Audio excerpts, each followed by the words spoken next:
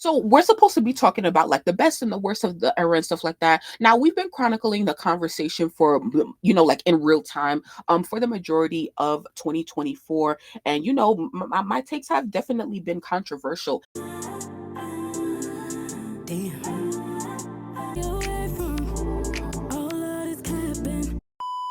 Best and the worst of Pink Friday 2 era.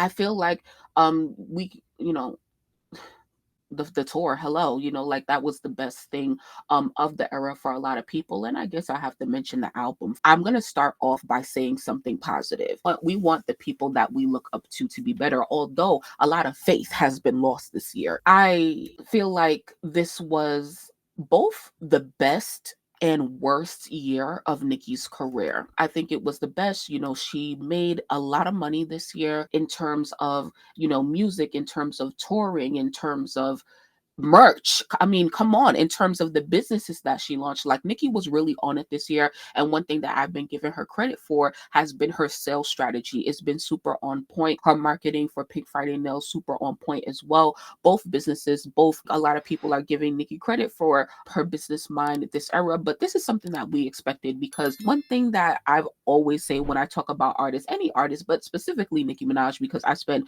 majority of my time talking about her, is that I only compare artists to the expectations that they set for themselves. So for me personally, do I care if Nicki has outside businesses? I mean, sure, but like, do I personally feel like, oh my gosh, my favorite artist, Nicki Minaj, she needs to be a billionaire, and if she's not, I'm gonna have a problem with it? No, like I don't necessarily care. However, and I don't know if Nicki has said that either in terms of specifically like she wants to be a billionaire. However, that's what most people at her level or in her position, that's what they're reaching for, and there's nothing wrong with that. But we do know that both in the beginning of her career as well as this year, Nicki has made it clear on her intentions to be like a mogul, right? To be Jay-Z for female rap. And I think that she is well on her way with it. And I think that moving forward, just expect her to be more aggressive when it comes to marketing and promoting, especially with her outside businesses. And we can't forget to talk about heavy on it, which is her record label, and hopefully we will see the full launch of that in 2025.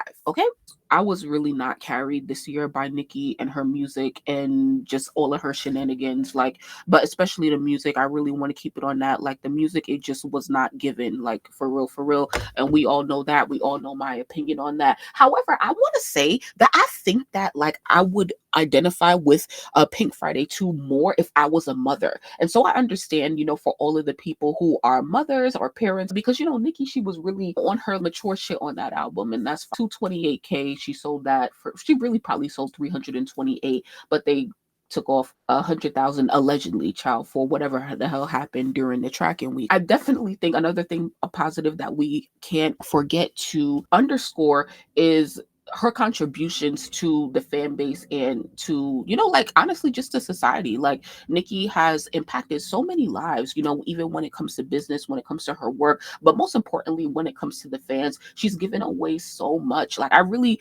would love to know how much stuff Nicki has given away this year, from all of her business, from giving away free sneakers to free nails to free tickets to free VIPs. It didn't stop when tour was over.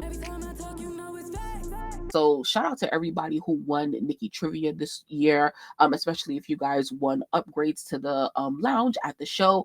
Shout out to Nicki Minaj for my upgrades, for my VIP. Thank you for the food, child. Thank you for the drinks, especially at the Queen show. It was definitely an experience, and it was honestly the best concert going experience ever. Because I mean, like I went to other concerts both this year and last year, and she just has the greatest, the best concert experience that I've seen. And I would only pay, top dollar to see Nicki Minaj. I mean, no other artist is getting this amount of money out of me. And sitting on my left right here is a huge box, because I just bought the suitcase thing, luggage thing. I told you guys about that she was selling on the website for over $100. Nicki's at the point in her career where she can have merch that are on the cheaper side and also products that are on the more expensive side, because she is, an A-list artist. It's really good to see that. And of course, course, we won't all be buying every product every time, and that's totally okay, because she has millions of fans around the world.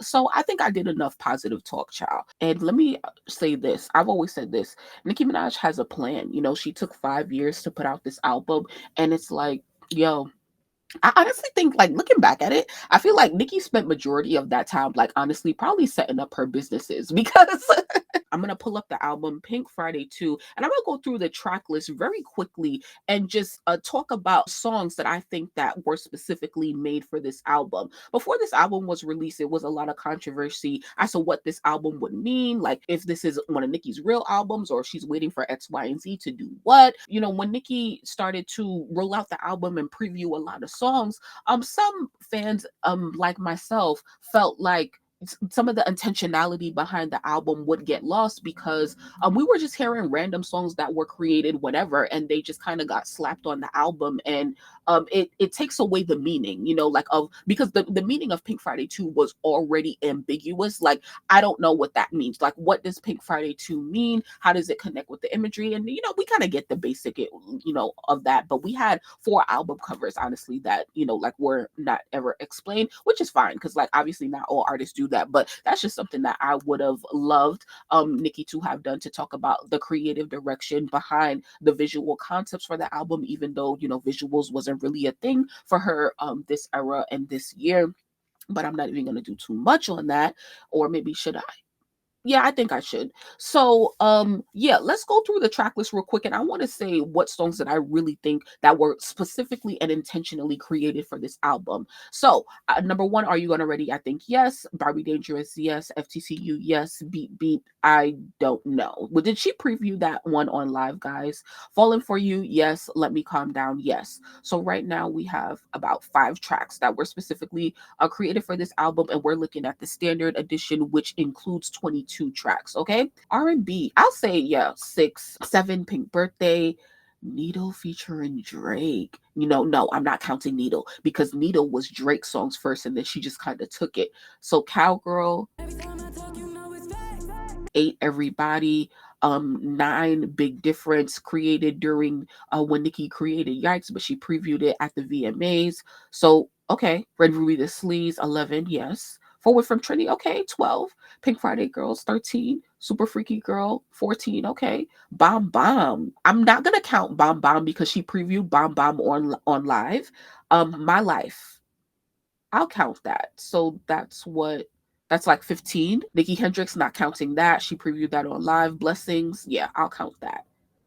I think that's 16, 17 last time I saw you, 18. Just a memory. So okay, I was okay. That's actually pretty good. 18 out of 22 tracks is actually pretty good. I might have to go through that, a little bit more in depth, like by myself. But that's actually pretty good because it felt like, I don't know, this album felt so like boneless or whatever. Like, I don't know, it just felt like shit was like, was just holes in there. So anyway, Beep Beep. I don't think I counted Beep Beep, but cool. I'm loving Beep Beep. Needle, no, that's Drake's song. And then I'm not counting Bomb Bomb and Nikki Hendrix, yeah, because that was leaked before the album, and then Nikki Hendrix, she previewed that, and I could have did without that song, even though I liked it. Let me just mention my favorites on the album is R&B, Pink Birthday, and My Life is Good, top 5. Blessings also in my top 10. Falling for You. Oh, Barbie Dangerous, of course. Yeah. So I just wanted to mention some of my favorites from the album. Yeah, and Beat Beat definitely grew on me with the tour and this year and hearing the shit live